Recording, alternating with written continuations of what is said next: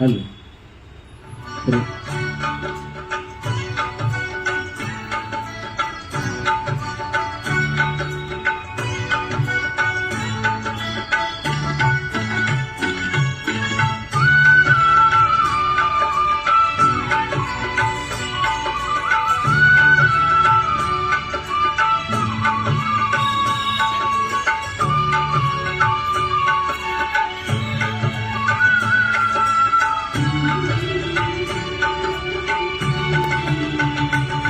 ప్రభు యేసు నామమే శరణం, దినమెల్ల చేసెద స్మరణం.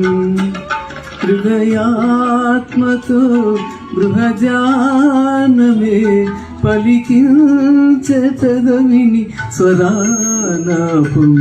ప్రభు యేసు నామమే శరణం, దినమెల్ల చేసెద స్మరణం.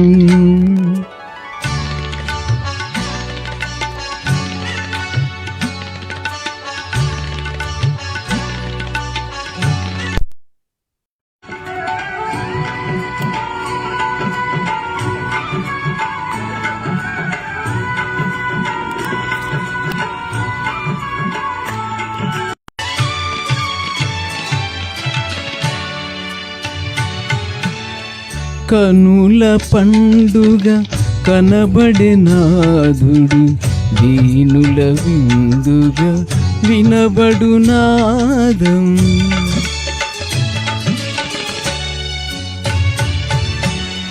కనుల పండుగ కనబడే నాదుడు, దీనుల విందుగా వినబడు నాదం. ప్రియముగా నాలో కురిపించెనుగా ఆత్మ ప్రవాహం, ప్రభువరములతో జయమం ప్రగతం.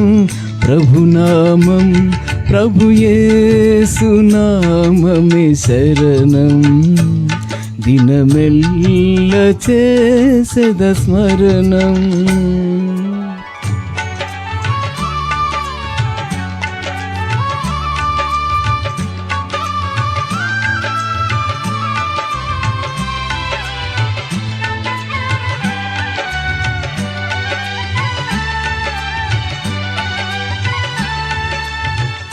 నీకు ముందుగా నడిచెదనేనని నీతి బంధువై నడిపిన యేసు.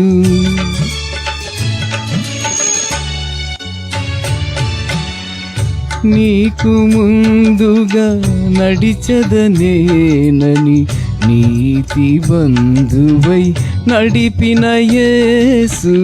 మార్గము నేనే, జీవము నేనే, సత్యము నేనని పలికిన యేసు. శరణం శరణం శుభ శరణం, ప్రభు యేసు నామమే శరణం, దినమెల్ల చేసెద స్మరణం.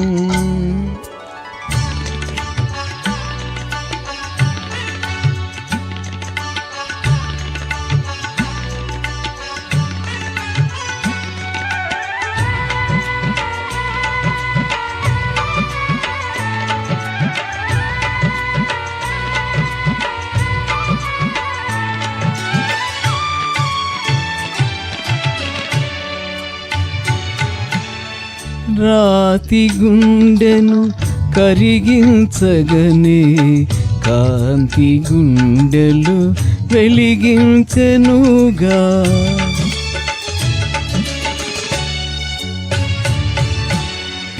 రాతి గుండెను కరిగించగనే కాంతి గుండెలు వెలిగించెనుగా. ఉదయించెను నా యేసుని నామం, హృదయపు ధ్యానం యేసుని గానం. స్తోత్రం స్తోత్రం స్తుతి స్తోత్రం, ప్రభు యేసు నామమే శరణం, దినమెల్ల చేసెద స్మరణం. హృదయాత్మతో గృహధ్యానమే పలికించే పెదవిని స్వరాలాపం ప్రభు యేసు నామమే శరణం దినమెల్ల చేసెద స్మరణం.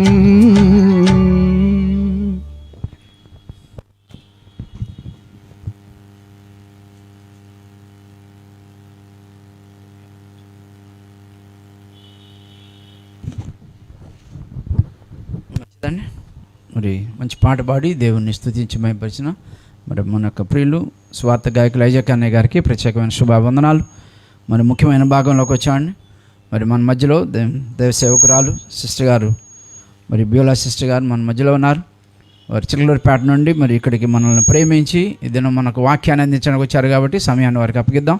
మరి వాక్యం నిమిత్తమై చిన్న ప్రార్థన చేసుకుందాం. మన మధ్యలో దేవుని సేవకులు పులపాడులో పరిచయం చేస్తున్న జోసఫ్ గారు వచ్చి వాక్యం కొరకు ప్రార్థన చేయవలసిందిగా సమయాన్ని అప్పగిస్తున్నాం. తర్వాత సిస్టర్ గారు వాక్యాన్ని అందిస్తారు.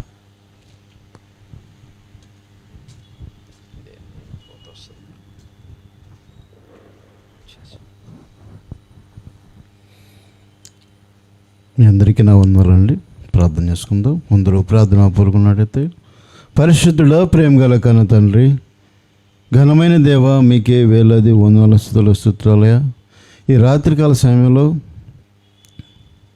జీవితాలను మార్చే వాక్యం మాకు అందిస్తుండగా మీరే సహాయం చేసి నడిపించమని వేడుకొచ్చున్నాం తండ్రి.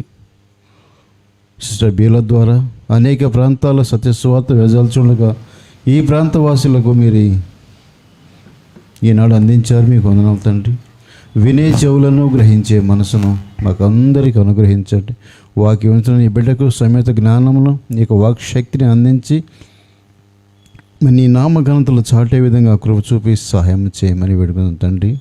సువార్త వేదికైన కుమారుగాని దీవించి అవసరించమని, అనేక ప్రాంతాల్లో సత్య సువార్త వెదజల్లే విధంగా ఆ బిడ్డను నియమించుకున్నందుకు మీకు వందనాలు తండ్రి. నీ చిత్తమైతే ఆ బిడ్డ అనేక ప్రాంతాల్లోని సత్య సువార్త వెదజల్లే కృపను దయచేయమని మా ప్రభువును రక్షకుడైన యేసుక్రీస్తు వారి పేరిట ఈ ప్రార్థన వచ్చిన కన్న తండ్రి, ఆమేన్. మంచిదండి. ప్రార్థన చేసిన మన యొక్క ప్రియులు జోసఫ్ గారికి, దైవ సేవకులకి శుభావందనాలు తెలియజేసుకోవచ్చు. మరి మన మధ్యలో మరి బ్యూలా సిస్టర్ గారు ఉన్నారు. వారు వచ్చి వాక్యాన్ని అందిస్తారు. శ్రద్ధగా వాక్యాన్ని విందాం.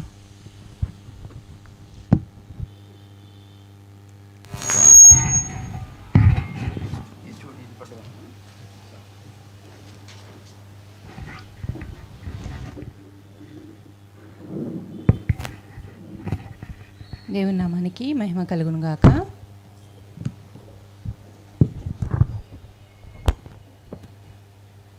సంతోషం.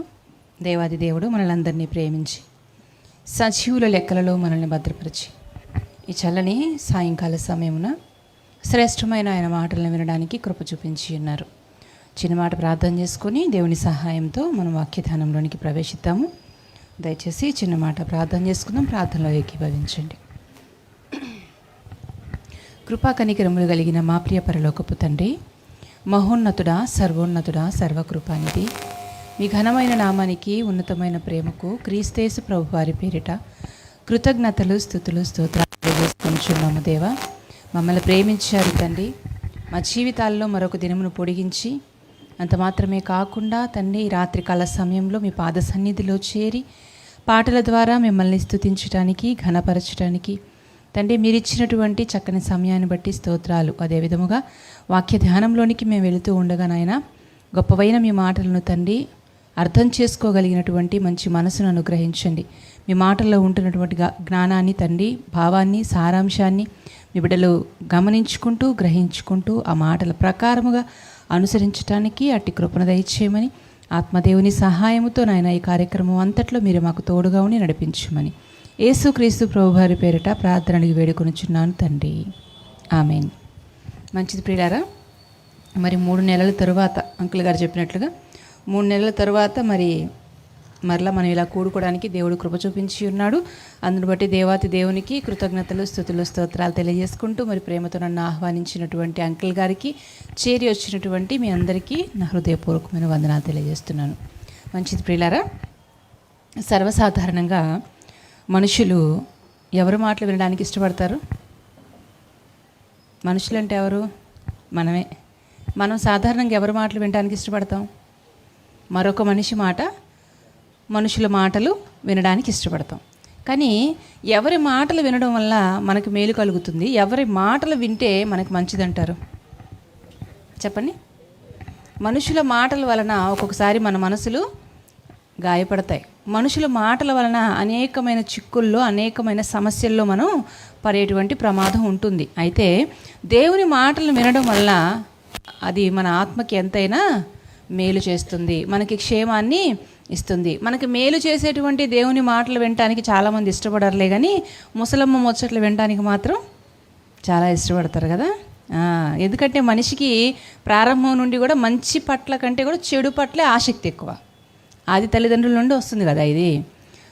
తోటలో చాలా వృక్షఫలాలు ఉన్నాయి మంచివి, కానీ అవ్వమ్మ గారి దృష్టి దేని మీదకి వెళ్ళింది?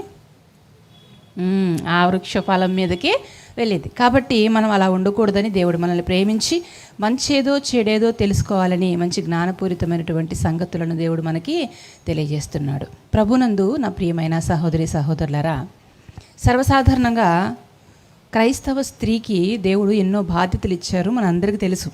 ఈ స్త్రీల కూడికల ద్వారా, స్త్రీల సదస్సుల ద్వారా ఎన్నో విలువైన సంగతులను ఎంతోమంది బైబిల్ గ్రంథంలో ఉన్నటువంటి స్త్రీల జీవితాల ద్వారా మనం నేర్చుకుంటున్నాం. అయితే ఒక స్త్రీకి తన కుటుంబంలో ఉంటున్న బాధ్యతలు ఏంటో తెలియనప్పుడు ఆ కుటుంబాన్ని కట్టగలుగుతుందా? ఆ కుటుంబాన్ని విజయవంతంగా ముందుకు నడిపించగలుగుతుందా? ఆ కుటుంబంలో తన పాత్ర ఏంటో, తన బాధ్యతలు ఏంటో ఒక స్త్రీ ఎరగనప్పుడు ఆ కుటుంబాన్ని సక్సెస్ఫుల్గా ముందుకు ఎలా తీసుకెళ్ళలేదో, అలాగే ఒక స్త్రీకి సంఘంలో కూడా కొన్ని బాధ్యతలు ఉంటాయి. సంఘంలో కూడా స్త్రీకి ఒక విలువైనటువంటి పాత్రని దేవుడిచ్చాడు. అదేంటో తెలియనప్పుడు సంఘం కూడా ముందుకి వెళ్ళదు. అమ్మ అర్థమైందా? ఏం చెప్తున్నా అర్థమైంది? ఏంటి నీరసంగా ఉన్నారు? చల్లగా ఉందనే? నిద్ర వస్తుందా? వద్దు. మనం మెలకువగా ఉండి దేవుని వాక్యాన్ని వినాలి. ఎక్కడా రాదు నిద్ర, వాక్యం దగ్గరే వస్తుంది. ఏంటో మరి అపవాది యొక్క తంత్రాలలో అదొక తంత్రమేమో ఉంటాను నేను అప్పుడప్పుడు. సరే చూద్దాం. మనం ఈరోజు మనం ఏ స్త్రీ గురించి ఆలోచన చేయబోతున్నాం అంటే, సంఘంలో స్త్రీ యొక్క పాత్ర అనేది చాలా ప్రాముఖ్యమైనదని చెప్పాను కదా నేను. అలాగే సంఘంలో ఉన్నటువంటి ఆ స్త్రీ కొంచెం డిస్టర్బెన్స్ ఇది తీసుకోమంటారా?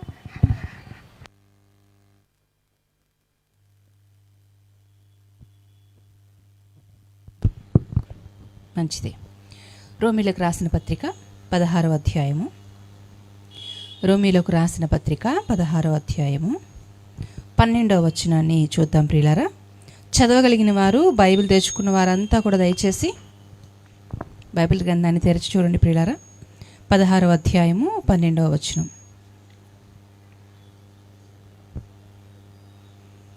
చదివేవాళ్ళు ఎవరు లేరా? ప్రభువునందు ప్రయాసపడు త్రుఫోసాకును వందనములు, ప్రియురాలగు పెర్సిసునకు వందనములు. ఆమె ప్రభువునందు బహుగా ప్రయాసపడెను. ఈరోజు ఏ స్త్రీ గురించి మాట్లాడుకోబోతున్నాం మనం? చెప్తారా? ఇప్పుడు చదివిన వచనంలోనే ఉంది ఆవిడ పేరు. ఎవరావిడ? పెర్సిసు. Very good. పెర్సిసు గారి గురించి ఈ అధ్యాయంలో పౌలు గారు రోమా సంఘానికి పత్రికను రాస్తూ 16వ అధ్యాయంలో చాలామంది స్త్రీల పేర్లను ప్రస్తావిస్తారు అక్కడ. ఎందుకంటే ఆయన పరిచర్యలో లేదా సంఘ విస్తరణలో మరి చాలామంది స్త్రీలు సహకరించారు ఆయనకి. స్త్రీల పాత్ర అనేది చాలా చాలా ప్రాముఖ్యమైనది. కేవలం ఇంటి వరకే మాత్రమే కాదు, దేవుని సువార్త ముందుకు వెళ్ళాలన్నా, సంఘం క్షేమాభివృద్ధి చెందాలన్నా స్త్రీ పాత్ర లేదా స్త్రీ జోక్యం అనేది చాలా చాలా అవసరం. అందుకోసమనే ఇక్కడ పౌలు గారు కూడా ఆయన పరిచర్యలో కష్టపడినటువంటి స్త్రీల గురించి ప్రస్తావిస్తూ 12వ అధ్యాయంలో పెర్సిస్ గారి గురించి రాస్తూ ఉంటారు. ఈ పెర్సిస్ గారి గురించి మొత్తం బైబిల్ గ్రంథంలో ఈ ఒక్క వచనంలోనే ఉంది. అమ్మా అర్థమైందా? పెర్సిస్ గారి గురించి మొత్తం 66 పుస్తకాలలో 1189 అధ్యాయాలలో ఒక్క ఈ వచనంలో మాత్రమే ఆవిడ గురించి మనం చూడగలుగుతాం. ఇంకెక్కడ బైబిల్లో, ఎంటైర్ బైబిల్లో ఎక్కడ కూడా ఈవిడ గురించి కనిపించదు మనకి. మరి ఒక్క వచనంలో రాయబడింది ఆవిడ గురించి మనం ఏమి నేర్చుకుంటాం అనే ఆలోచన మీకు రావచ్చు. అయితే మనం మనసు పెట్టి ఆలోచిస్తే ఆవిడ గురించి నేర్చుకోవాల్సిన విషయాలు ఎన్నో ఉన్నాయి. అంత చక్కగా రాయించాడు పరిశుద్ధాత్మ దేవుడు. ఆ ఒక్క వచనంలోనే ఆవిడ గురించి మంచి విషయాలు పొందుపరిచాడు. అయితే పెర్సీసు అనే పేరుకి అర్థం ఏంటో తెలుసా? ప్రత్యేకింపబడినది. పెర్సీసు అనే పేరుకి అర్థము ప్రత్యేకింపబడినది, సెపరేషన్ లేదా వేరు చేయబడుట, విభజించబడుట, ఈ అర్థాలన్నీ కూడా వస్తాయి అన్నమాట. అయితే ఈవిడ ఒకప్పుడు అన్యురాలిగా ఉండి లోకంలో దేవుణ్ణి గుర్తెరగని స్థితిలో ఉన్నటువంటి స్త్రీగా ఉండి యేసుక్రీస్తు ప్రభువారిని అంగీకరించి మారు మనసు పొంది బాప్తిజం తీసుకొని సంఘంలోనికి చేర్చబడింది. అంటే లోకం నుండి, పాపం నుండి వేరు చేయబడి ఎక్కడికి వచ్చేసింది? సంఘములోనికి చేర్చబడినటువంటి స్త్రీ ఈవిడ. అయితే మనము కూడా లోకం నుండి, పాపం నుండి వేరు చేయబడి ప్రత్యేకించబడి ఎక్కడికి వచ్చేసాం? మనం కూడా ఇక్కడ కూర్చున్న వాళ్ళందరూ బాప్తిజం తీసుకున్న వాళ్ళేనమ్మా. బాప్తిజాలు తీసుకున్నారు కదా, చాలా సంతోషం. బాప్తిజం తీసుకోవడం అంటే ఏంటి అర్థం? మతంలోకి దిగిపోవడమా? గుంటలోకి దిగిపోవడమా? ఏంటి అర్థం చెప్పండి. బాప్తిజం ఎందుకు తీసుకున్నాం మనం? పాస్టర్ గారు తీసుకోమన్నారండి, వెళ్ళి తీసుకున్నామని అంటారా? చెప్పండి. బాప్తిజం తీసుకున్న వాళ్ళకి ఒక అవగాహన ఉండాలి కదా, మనం ఎందుకు బాప్తిజం తీసుకున్నామని. ఎందుకు తీసుకున్నాం బాప్తిజం? ప్రత్యేకించబడడానికే కదా. లోకము నుండి, పాపము నుండి మనం ప్రత్యేకింపబడి క్రీస్తు బిడ్డలముగా, దేవుని పిల్లలముగా మనం ఒక ప్రత్యేకమైన జీవితాన్ని కొనసాగించడానికి బాప్తిజము తీసుకున్నాము. అయితే నేను అడుగుతున్నాను, ఈ చాలామంది క్రైస్తవులు మనకు కనిపిస్తూ ఉన్నారు. క్రైస్తవ సమాజంలో చాలామంది బాప్తిజం ద్వారా సంఘంలో చేర్చబడ్డారు. చేర్చబడిన తరువాత ప్రత్యేకమైన జీవితాన్ని జీవిస్తున్న వాళ్ళు ఎంతమంది ఉన్నారు? ఇది ప్రశ్న. రావడానికైతే లక్షల్లో, వేలల్లో వచ్చేస్తున్నారు, సంఘాల్లోనికి చేర్చబడుతున్నారు. సంఘాల్లోనికి చేర్చబడిన క్రైస్తవులందరూ కూడా ప్రత్యేకించుకునే లేదా ప్రత్యేకింపబడే బ్రతుకుతున్నారా దేవుని కోసం? కొంతమంది అంటారు, అవును ప్రత్యేకించబడి మేము బ్రతుకుతున్నాం. ప్రత్యేకత అనగానే ఏమనుకున్నారో తెలుసా? వీళ్ళు పై రూపాన్ని మార్చుకోవడం. అవునండి, యేసుక్రీస్తు ప్రభువారి దగ్గరికి రాకముందు ఎలా ఉండేవాళ్ళం అంటే, మనం స్త్రీల గురించి మాట్లాడుకుందాం. ప్రభు దగ్గరకు రాకముందు బొట్టు, పూలు, గాజులు, మెట్టెలు అన్నీ పెట్టుకునే వాళ్ళమే. ఇప్పుడు బాప్తిజం తీసుకున్న తర్వాత ఏం చేసాము? అవన్నీ తీసేసాం. ఇదేంటిది? ఇది ప్రత్యేకత. ప్రభు దగ్గరకు రాకముందు రంగురంగు బట్టలు వేసుకునే వాళ్ళమే. బాప్తిజం తీసుకున్న తర్వాత ఇప్పుడు తెల్లని వస్త్రాలు వేసుకుంటున్నాం. ఇది ఆ ప్రత్యేకత. క్రైస్తవునిగా, క్రైస్తవురాలిగా నా ప్రత్యేకత ఏంటి? పై రూపాన్ని మార్చుకోవడమా? లేదా దేవుడు ఇది కోరుకుంటున్నాడా మన నుండి? ఏ మార్పు కోరుతున్నాడు దేవుడు? మన పై రూపాన్ని మార్చాలనుకుంటున్నాడా? మన హృదయాన్ని మార్చాలనుకుంటున్నాడా? పోనీ ఏది కష్టమో చెప్పండి. పై రూపాన్ని మార్చుకోవడం కష్టమా? హృదయాన్ని మార్చుకోవడం కష్టమా? బొట్టు తీసేయడం కష్టమే ఉంది. తలలో వచ్చే ఆలోచనల్ని కంట్రోల్లో పెట్టుకోవడం కష్టం. నోటి మాటల్ని కంట్రోల్లో పెట్టుకోవడం కష్టం. తెల్లని బట్టలు కట్టుకోవడం కష్టమా? పరిశుద్ధంగా బ్రతకడం కష్టమా? చెప్పండమ్మా. పరిశుద్ధంగా బ్రతకడమే. తెల్ల బట్టలే ఉందమ్మా, ఒక 500 1000 రూపాయలు పెడితే మంచి తెల్ల చీర వచ్చేసి కట్టుకొని వచ్చేయచ్చు చక్కగా. అది కాదు కష్టం. ఏది కష్టం? దేవుని కోసం ఒక డెడికేషన్, అంకిత భావంతో దేవుని కోసం బ్రతకడం అనేది కష్టం. దేవుడు కోరుకుంటున్నటువంటి మార్పు, దేవుడు చూడాలనుకుంటున్న ప్రత్యేకత ఇది. కానీ చాలామంది ఏమనుకుంటున్నారంటే పై రూపాన్ని మార్చేసుకొని వెళ్ళిపోతే సరిపోతుందిలే అనుకుంటారు. మరి కొంతమంది ఎలా ఉంటారు తెలుసా ప్రియులారా? చర్చిలో ఉన్నంతసేపు ఎలా ఉంటారు? చాలా పరిశుద్ధంగా, చాలా పవిత్రంగా ఉంటారు. వన్స్ చర్చి మెట్టులు దాటి దిగి వెళ్ళిపోయారనుకోండి, ఎలా ఉంటాయి వాళ్ళ మాటలు, వాళ్ళ తీరు? ఏంది ఇప్పటి వరకు చర్చిలో ఉన్నోళ్ళు వీళ్ళేనా అన్నట్టుగా ఉంటాయి. అవునంటారు కదా. వాళ్ళ మాటలు మారిపోతాయి, వాళ్ళ చూపులు మారిపోతాయి, నడక మారిపోయిద్ది, నడవడిక మారిపోయిద్ది. అసలు వాళ్ళకి వీళ్ళకి తేడా లేదు అన్నంతగా మారిపోతారు. కొంతమంది అంటారు ఆదివారం రోజంట గొర్రె పిల్లంట, సోమవారం నుండి ఏం పిల్ల? మీరు చెప్తే బాగుంటుంది. ఏం పిల్లో? నన్నోడితోనే చెప్పిస్తారా? ఆదివారం రోజు గొర్రె పిల్ల, సోమవారం నుండి నేనేం సిగ్గుపడను పంది పిల్ల. అంతేనా? బురదలో బొర్లుతూ ఉంటుంది కదా పోయి. అలాగే మనం కూడా ఏం చేస్తూ ఉంటాం? లోకంలో, పాపంలో బొర్లుతూ ఉంటాం. నేను అనట్లేదు, దేవుడే పోల్చాడు. బైబిల్లో పంది గురించి ఉంది తెలుసుగా. కడగబడిన వారు, దేవుళ్ళలోనికి వచ్చిన వారు మరలా పాపంలోనికి వెళ్ళే వాళ్ళని దాంతోనే పోల్చింది. ఇబ్బంది పడినా సరే మీరు, అవునా? అలా ఉండకూడదు మనం. చర్చిలో ఎంత పవిత్రంగా పరిశుద్ధంగా ఉంటున్నామో, చర్చిలో మన మాటలు ఎంత వినయంగా విధేయతలుగా ఉంటున్నాయో, బయటికి వెళ్ళిన తర్వాత కూడా ఎలా ఉండాలి? అలానే ఉండాలి. మరి ముఖ్యంగా చర్చిలో కంటే కూడా మనం ఎక్కడ జాగ్రత్తగా ఉండాలి తెలుసా? ఎక్కడ జాగ్రత్తగా ఉండాలి? చర్చి బయట, అంటే సమాజంలో జాగ్రత్తగా ఉండాలి. ఎందుకంటే యేసుక్రీస్తు ప్రభువారు ఏమన్నారు? మనుషులు మీ సత్క్రియలను చూచి పరలోకమందున్న మీ తండ్రికి ఏం చేయాలంట? ఆయన్ని మహిమపరచాలి. ఎక్కడ మహిమ దేవునికి? మనల్ని బట్టి ఎక్కడ రావాలి మహిమ? సంఘంలో ఎలా ఉన్నా ఆయనకి మహిమే, కానీ బయట రావాలి మహిమ. అందుకే మీరు లోకంలో ఎలా ఉన్నారు? మీరు జ్యోతుల వలె ఉండాలి. మీరు జ్యోతుల వలె ఉండాలి. జ్యోతి అని పేరు పెట్టుకోగానే జ్యోతులు అయిపోతామా? అయిపోతామమ్మా? అయిపోము. సువార్తమ్మ అని పేరు పెట్టుకోగానే సువార్త ప్రకటించినట్లేనా? పేరులో ఏమి ఉండదు, తీరులో ఉంటుంది. మన తీరు బాగుందో లేదో చూసుకోవాలి. కొంతమంది మాట్లాడతారండి, చాలా భయంకరమైన మాటలు మాట్లాడతారు బయట. ఈ సందర్భంలో నాకు ఒక పాస్టర్ గారు చెప్పిన మాట గుర్తొస్తుంది, కొద్దిసేపు నవ్వుకోవడానికి. ఆ పాస్టర్ గారు చెప్పారు, అదేంటి నేను మీకు చెప్తాను. ఆ పాస్టర్ గారి సంఘంలోనంట ఒక మంచి విశ్వాసం ఉందంట. ఆవిడ అందరికంటే ముందు వస్తుందంట, అందరికంటే బాగా ప్రార్థన చేస్తుందంట, దీర్ఘ ప్రార్థనలు చేస్తుందంట, మందిరం తుడుస్తుందంట, పట్టాలు వేస్తుందంట, వచ్చిన వాళ్ళకి మంచిగా ఆతిథ్యం ఇస్తుందంట, అన్నీ ఓకే సూపర్, నెల నెల దశంభాగాలు ఇస్తుందంట. పాస్టర్ గారు అనుకుంటూ ఉంటారంట, ఆహా ఇంత గొప్ప విశ్వాసిని దేవా నాకు ఇచ్చినందుకు నేను ధన్యున్నయ్యా. అందరూ ఈ శాంతమ్మలాగే ఉంటే ఎంత బాగుంది. ఆవిడ పేరు శాంతమ్మ. ఏం పేరు? శాంతమ్మలాగే అందరు ఉంటే ఎంత బాగుండవు కదా దేవా అనుకుంటూ అని సంతోషిస్తూ ఉంటారంటే ఆ పాస్టర్ గారు. అయితే పాస్టర్ గారులు ఏం చేస్తుంటారంటే నెలకు ఒకసారి గృహ దర్శనాలు చేస్తూ ఉంటారు కదా. మరి సంఘ విశ్వాసులు ఎలా ఉన్నారో అని వెళ్ళి వారిని బలపరిచి వారి కోసం ప్రార్థన చేసి వస్తూ ఉంటారు. అయితే ఆ నెలలో కూడా గృహ దర్శనాలకని వెళ్ళాడంట పాస్టర్ గారు.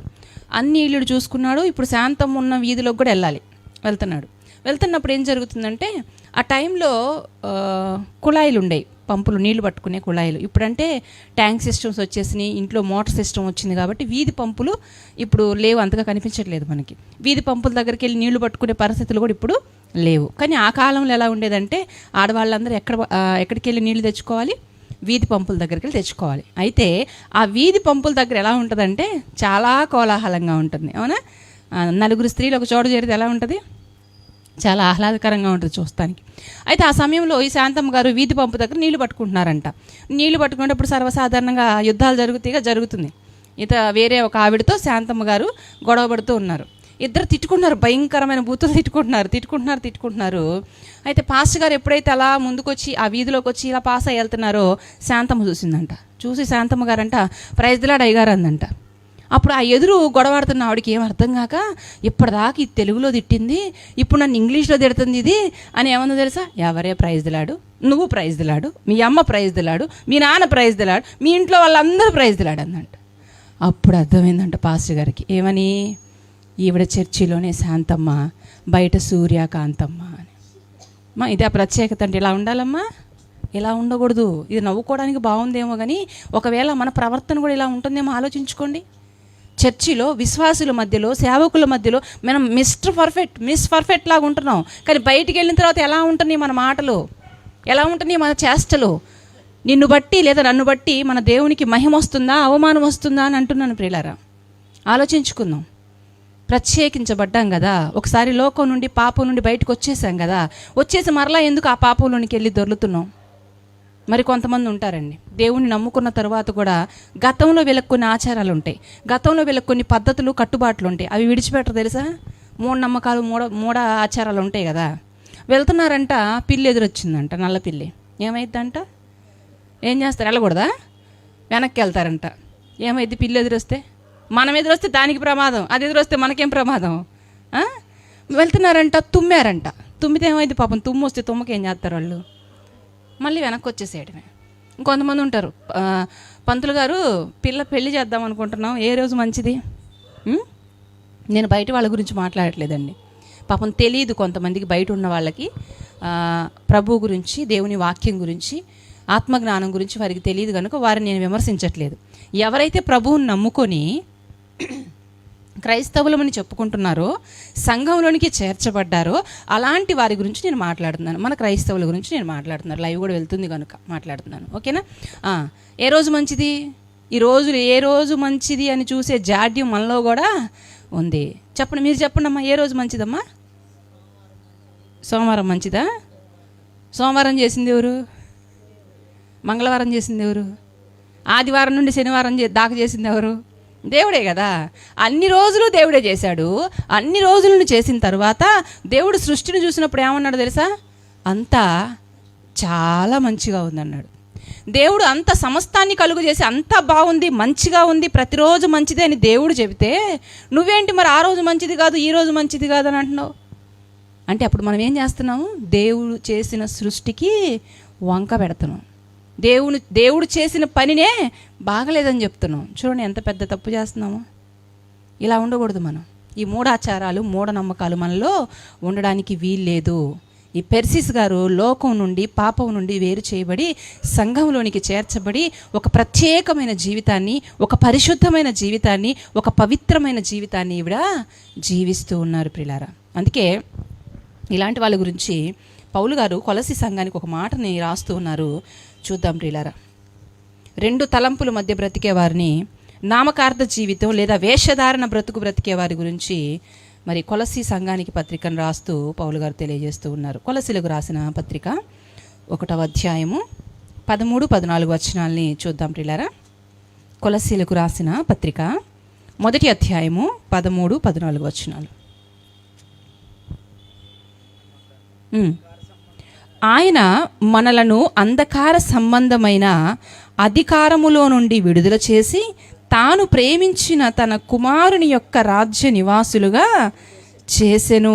ఇప్పుడు ప్రభు ఏం చేశాడంట? మనల్ని ఎక్కడి నుంచి విడిపించాడంట?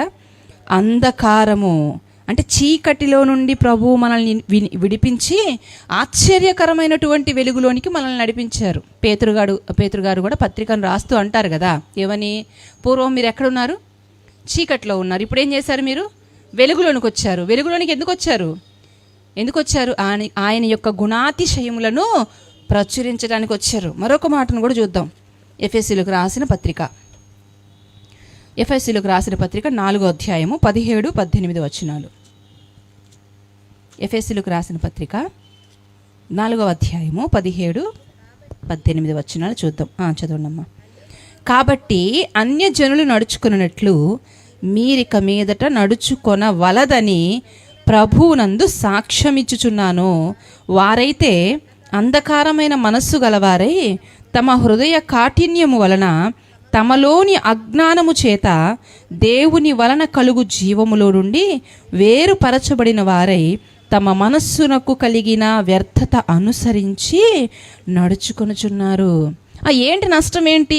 లోకంలో జీవిస్తూ మరలా దేవునిలోనికి వచ్చి దేవునిలో నుండి అటు ఇటు జంప్ అయితే ఏంటంటే నష్టం అంటే అంటున్నాడు ఇక్కడ ఎఫెసీ సంఘానికి పౌలు గారు పత్రికను రాస్తూ మీరు జీవంలో నుండి వేరైపోతున్నారు. చదివారా? అర్థమైంది అవ్వచ్చును. మళ్ళీ ఒకసారి చూద్దాం చూడండి. కాబట్టి అన్యజనులు నడుచుకున్నట్లు అంటే ఏంటి?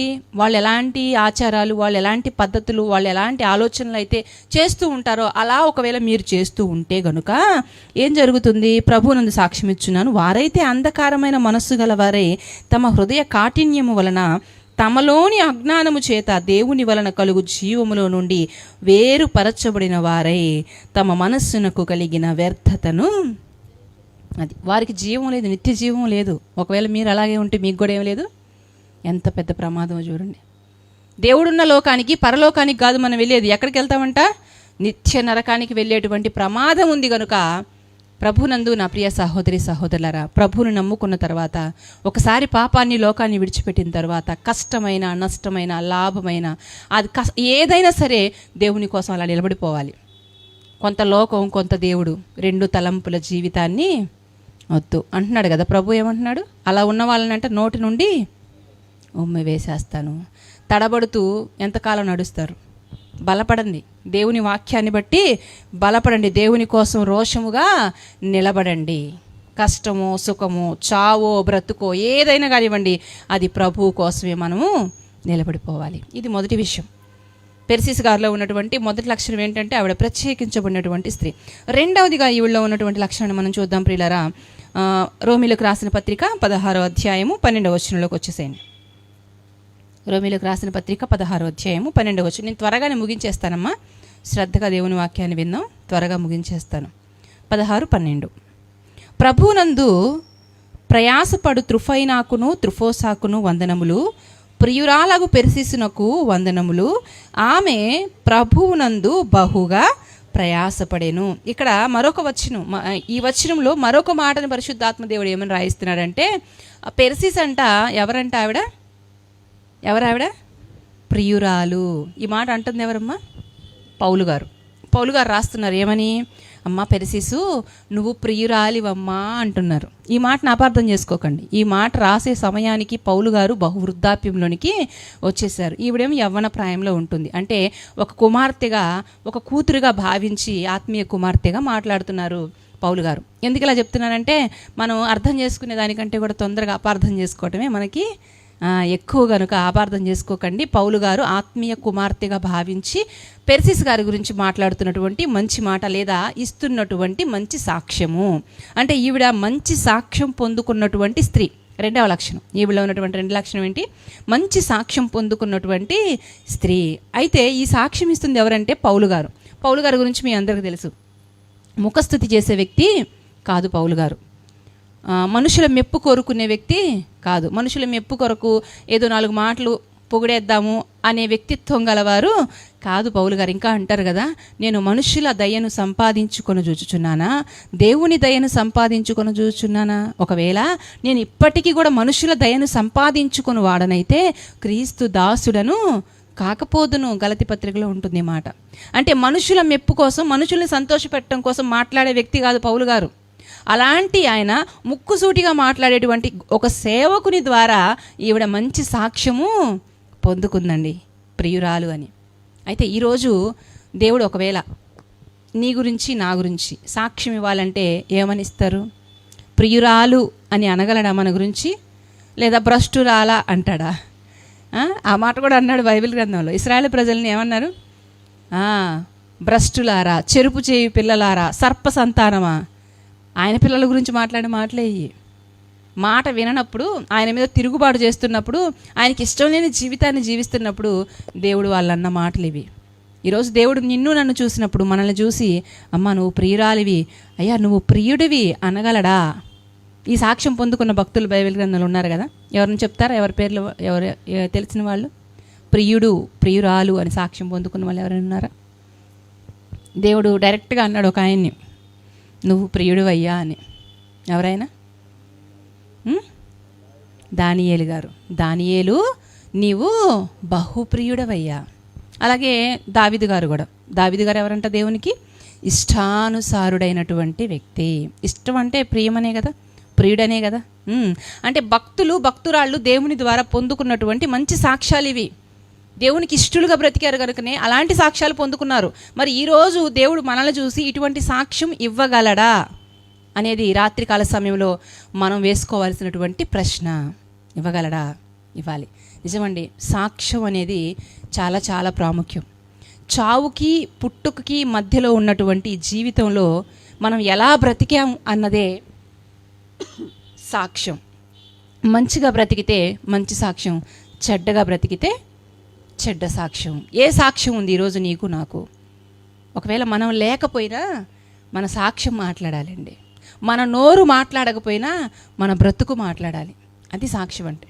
ఈరోజు చాలామంది బయటికి వెళ్ళిపోయి చర్చికి రండి, దేవుణ్ణి నమ్ముకోండి అని చాలామంది పిలుస్తూ ఉన్నారు. అయినా ఎందుకని రావట్లేదు?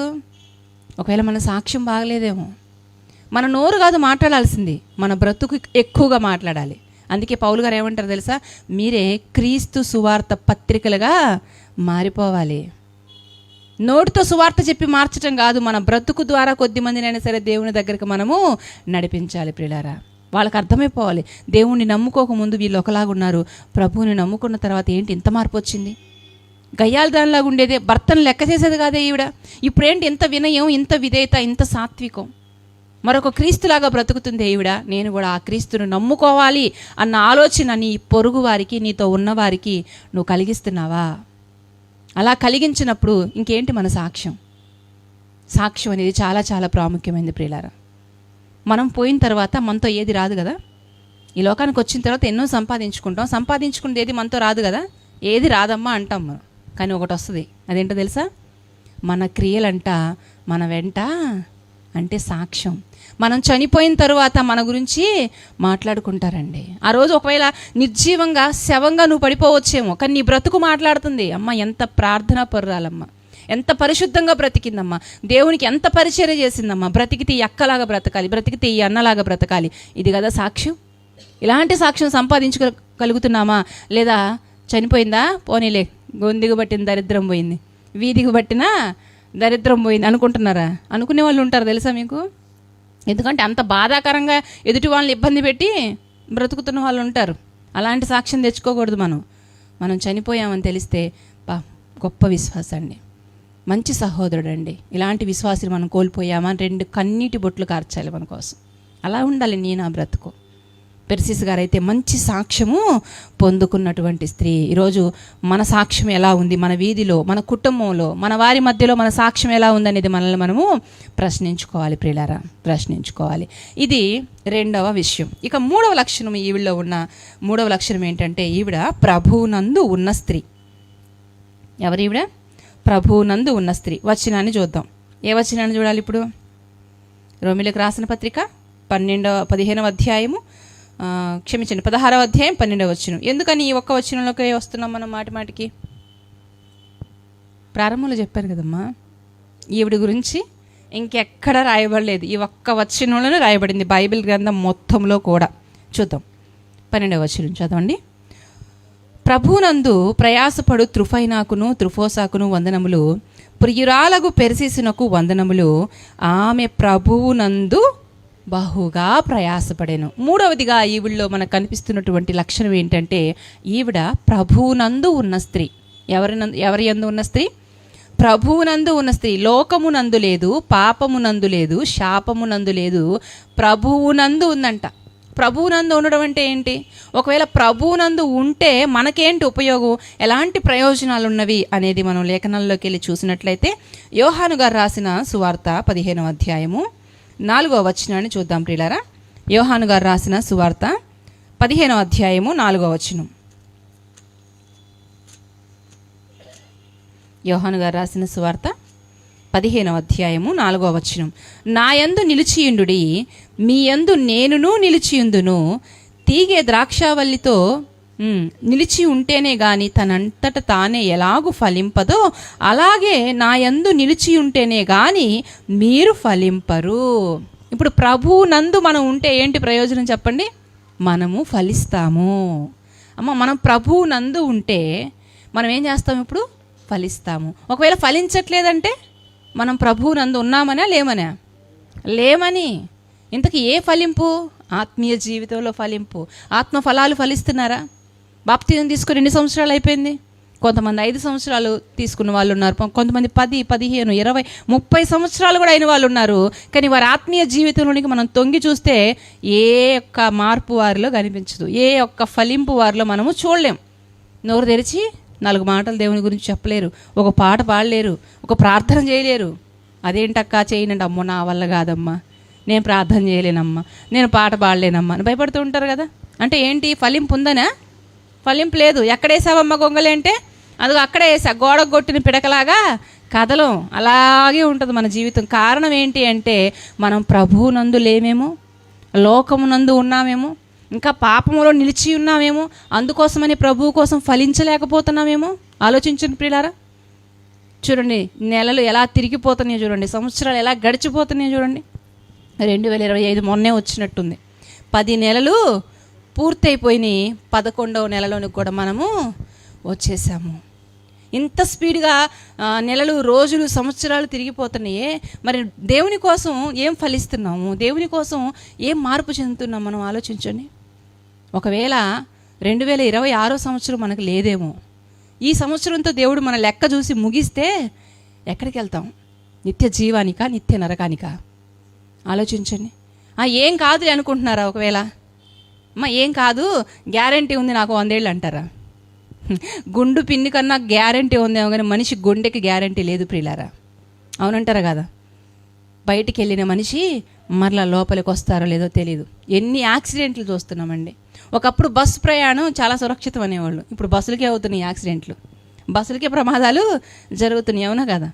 కారు ఎక్కితే లేదు రక్షణ, బస్సు ఎక్కినా రక్షణ లేదు, ట్రైన్ ఎక్కినా రక్షణ లేదు, ఎక్కడా రక్షణ లేదు. పోనీ యాక్సిడెంట్లు తప్పించుకున్నామంటే భయంకరమైన రోగాలు, తుఫాన్లు, భూకంపాలు, చూడండి మన చుట్టూ కూడా పెను ప్రమాదాలు పొంచి ఉన్నాయి. ఇటువంటి పరిస్థితుల్లో ఎవరు ఎంతకాలం ఉంటారో తెలీదు. నా జీవితం ఎప్పుడు ముగిసిపోతుందో తెలీదు. అందుకే బైబిల్ ఏముందో తెలుసా? నీటి బుడగ లాంటిది, ఆవిరి లాంటిది, గడ్డి పువ్వు లాంటిది, ఎంతలో కనబడ అంతలోనే మాయమైపోయేవాళ్ళు కాదా మీరు? మీ జీవం ఏ పాటిదని విర్రవీగుతున్నారు? మీ జీవం ఏ పాటిదని ఇంకా మీరు లోకంలో పాపంలో ధైర్యంగా బ్రతుకుతున్నారు? భయపడరా? దేవుడు హెచ్చరిస్తున్నాడండి మనకి. ఏమో తోటమాలిని పిలిచి యజమానుడు అన్నాడు కదా, 2 సంవత్సరాల నుండి దీని ఫలాలు నేను వెతకడానికి వస్తున్నానయ్యా, కానీ ఫలాలు ఏమి ఇవ్వట్లా. ఈ చెట్టు వలన ఈ నేల ఎలా సారాన్ని కోల్పోవాలి, వద్దు దీన్ని తీసేయి, నరికే అన్నాడు కదా. మీకు అర్థమైందా? ఆ ఉపమానం తెలుసు కదా. చెట్ల గురించిగా చెప్పింది. ఆ చెట్టు స్థానంలో ఎవరు? మనమే. యజమానుడు ఎవరు? దేవుడు. మాలి ఎవరు? యేసుక్రీస్తు ప్రభువారు. తండ్రి అయిన దేవుడు మన జీవితాలను చూసి, మన బ్రతుకులను చూసి, ఇంకా మారని వీళ్ళు నాకు అవసరం లేదయ్యా, వీళ్ళని నేను తీసేస్తాను, వీళ్ళని నేను వేసేస్తానంటే ప్రభు ఏం చేస్తున్నాడు మన పక్షాన? ఒక్క సంవత్సరం అయ్యా, 2025 చూసావుగా, 2026 కూడా చూద్దాం. ఒకవేళ ఫలించకపోతే అప్పుడు తీసేద్దాం. బ్రతిమాలుతున్నాడండి మన పక్షాన మన ప్రభు. ఇంకా అందుకే నువ్వు నేను బ్రతికి బట్ట కట్టగలుగుతున్నాం. అంతేగాని మన భక్తో, మన శక్తో, మన యోగ్యతో, లేదా మనం ఫాలో అవుతున్న డైట్, మనం తింటున్న తిండో, మనం చేస్తున్న ఎక్సర్సైజో, జిమ్మో ఇవేమి కాదు. ఈరోజు మనం బ్రతికుండి ఇక్కడ కూర్చొని దేవుని సన్నిధిలో ఆయన మాటలు వినగలుగుతున్నామంటే మన గొప్పతనం, మన మంచితనం ఏమాత్రం కూడా లేదు. కేవలం ఉచితమైన ఆయన దయ, కృప, కనికరాన్ని బట్టే మనం ఈ స్థితిలో ఉన్నాం. మనం ఏమై ఉన్నామో అది ఆయన కృప అయి ఉన్నది. ఆలోచించండి ప్రియులారా. ఏమో కృపామయుడు, దయామయుడు, కరుణామయుడికి కోపం వస్తే ఆయనకి మరొక పేరుందంట. ఏంటా పేరు? దహించు అగ్ని. ఒక కాయిన్కి 2 వైపులా చూడాలి కదా మనం. ఒకవైపే చూస్తే ఎట్లా? కాయిన్ ఎప్పుడు చల్లుతుంది? బొమ్మ బొరుసు 2 ఉండాలి. దేవునికి కూడా 2 రూపాలు ఉన్నాయి తెలుసా. ఆయన ఎప్పుడు ప్రేమమయుడు అనుకోకండి. కోపం వస్తే తాట తీశాడు ఆయన పిల్లల్ని తెలుసా. అరణ్యంలో మన్నాను పెట్టి పోషించాడు కదా దేవుడు. ఎవరు తినని ఆహారాన్ని తినిపించాడు, ఎవరు తాగని నీళ్ళని తాపించాడు, ఎవరి నడవని స్థలాల్లో నడిపించాడు. అంతే కదా. ఎర్ర సముద్రాన్ని పాయలు చేసి సముద్రం మధ్యలో నడిపించాడు ఆయన పిల్లల్ని. బండల నుండి నీళ్లు ఎవరైనా తాగారా? మనకు అసలు తెలీదు. బండల నుండి నీళ్లు తీసుకొచ్చాడు, తాపించాడు. ఆకాశం నుండి కురిసే మన్నాను తినిపించాడు. అంటే అంత ప్రత్యేకంగా చూసుకున్నాడు ఆయన పిల్లల్ని. అంత ప్రేమించాడు. అంత ప్రేమించి అంత గారాభంగా. ఇంకొక మాట రాయబడి ఉంటుందండి. ఆయనంట తండ్రి కుమారుని ఎలాగైతే చంక పెట్టుకొని వస్తాడో అలా తీసుకొచ్చాడంట ఇశ్రాయేలు ప్రజల్ని. అరణ్యంలో వారి చెప్పులు అరిగిపోలేదు, వాళ్ళ కాళ్ళకి వాపు కూడా రాలేదంటే దాని అర్థం ఏంటి? వాళ్ళు నడవలా. వాళ్ళని ఎక్కడ పెట్టుకున్నాడు దేవుడు? చంకనెత్తుకొని ఆయన నడిపించుకొని తీసుకొచ్చాడు. మరి అంత ప్రేమించిన దేవుడు ఆయన మాట వినకపోతే వాళ్ళని ఏం చేశాడు తెలుసా? అరణ్యంలోనే రాల్చేశాడంట. ఒక చెట్టును ఊపినప్పుడు కాయలు ఎలా రాలిపోతాయో అలా రాల్చేశాడంట. ఎందుకని? ప్రేమ కలిగిన దేవునికి కోపం వస్తే ఆయన ఉగ్రతను తట్టుకోలేం ప్రియులారా. ఎప్పుడు మనం దేవుని ప్రేమకే పాత్రులం అవ్వాలి, కానీ దేవుని యొక్క ఉగ్రతకు మనము గురి కాకూడదు. ఏ పాటి వారమండి మనం? 3 నిమిషాలు ముక్కు మూసుకుంటే ఎగిరిపోయే ప్రాణం మనది. ఇంత చిన్న మనిషి, ఇంత చిన్న ఆయువు కలిగినటువంటి మనిషి దేవుని మీద తిరుగుబాటు చేస్తే ఎక్కడ నిలబడగలడు? కొంతమంది అంటారు కదా, దేవుడు వచ్చినా నన్ను ఏం చేయలేడు. దేవుడు దిగి రావాలా ఏదో చేయడానికి? ఒక 3 నిమిషాలు గాలిని స్తంభింపజేస్తే చాలు, ఎక్కడోళ్ళు అక్కడ పెట్టలు పడిపోయినట్టు పడిపోతారు. చూడండి మన స్థితి ఎంత చిన్నదో నేను తెలియజేస్తున్నాను ప్రియులారా. దేవుడు ఎంత గొప్పవాడో, మనం ఎంత చిన్నవారమో. ఆ బలిష్ఠుడైన దేవుని చేతుల కింద దీన మనస్కులమే బ్రతకాల్సిన మనము, ఆయనకి ఇష్టలుగా, పవిత్రులుగా, పరిశుద్ధులుగా, దేవుడు కోరుకున్నట్లుగా బ్రతకాల్సిన మనము ఆయనకి ఇష్టలుగా కాకుండా వ్యతిరేకంగా బ్రతుకుతుంటే జాగ్రత్త, మనమే నష్టపోతాం ప్రియులారా, మనమే నష్టపోతాం. అలాంటి పరిస్థితుల్లోకి మనం రావద్దు. ఈ రోజైనా, ఈ రాత్రికాల సమయంలో ప్రశ్నించుకుందాం, నా భక్తి జీవితం ఎలా ఉంది? నా దేవునికి నేను ఇష్టురాలిగానే ఉన్నానా? ప్రియురాలిగానే ఉన్నానా? మంచి సాక్ష్యం పొందుకునే స్త్రీగానే ఉన్నానా? నన్ను బట్టి కొంతమంది దేవుని దగ్గరకు లేదా సంఘంలోనికి వస్తున్నారా, లేదా నన్ను బట్టి వెళ్ళిపోతున్నారా అనేది ప్రశ్నించుకోవాలి. మంచిది. ఇది 3వ లక్షణం. ఇక 4వ లక్షణం, ఈవిడలో ఉన్నటువంటి 4వ లక్షణాన్ని చూద్దాం. రోమీయులకు రాసిన పత్రిక 16వ అధ్యాయము 12వ వచనాన్ని మరలా చదువుతున్నాను.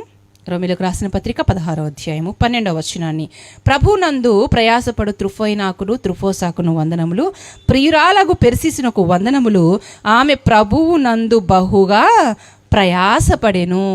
ఇప్పుడు 4వ లక్షణం ఏంటంటే, ఈవిడ పరిచర్యలో ఎలా ప్రయాసపడిందంట? ప్రయాసపడ్డం వేరు, బహుగా ప్రయాసపడ్డం వేరు. అంటే దేవుని కోసం ఎంత కష్టపడి పని చేసి ఉంటుందండి ఈవిడ. అంటే ఏ పని చేసిందో ఆ సంఘంలో మనకు తెలీదు. మరి వాక్యం చెప్పిందో, లేదంటే పరిచర్య చేసిందో, వచ్చే వాళ్ళకి ఆతిథ్యం ఇచ్చిందో, మరి గిన్నెలు కడిగిందో, ఏం చేసిందో మరి నాకైతే తెలియదు. దేవుని దయ వల్ల ఒకవేళ మనం పరదేశికి వెళ్తే దేవుని దయ కాదులేండి, మన భక్తి వల్లనే. దయ అక్కడే ఉండదు, మరణించిన తర్వాత దయ ఉండదు, బ్రతికున్నంత వరకు ఆయన దయ మన మీద. ఒకవేళ మన భక్తి జీవితం ద్వారా, మన పరిశుద్ధత ద్వారా మనం పరదేశికి వెళ్తే అక్కడ పెర్సిస్ గారు కనబడితే అప్పుడు అడుగుదాం ఆమెని, అమ్మ ఏ పరిచర్య చేసావమ్మ సంఘంలో, పౌలు గారు అంత బాగా మెచ్చుకున్నారమ్మ నిన్ను, పౌలు గారికి ప్రియురాలు అయిపోయావు నువ్వు అని అప్పుడు అడుగుదాం. ఓకేనా?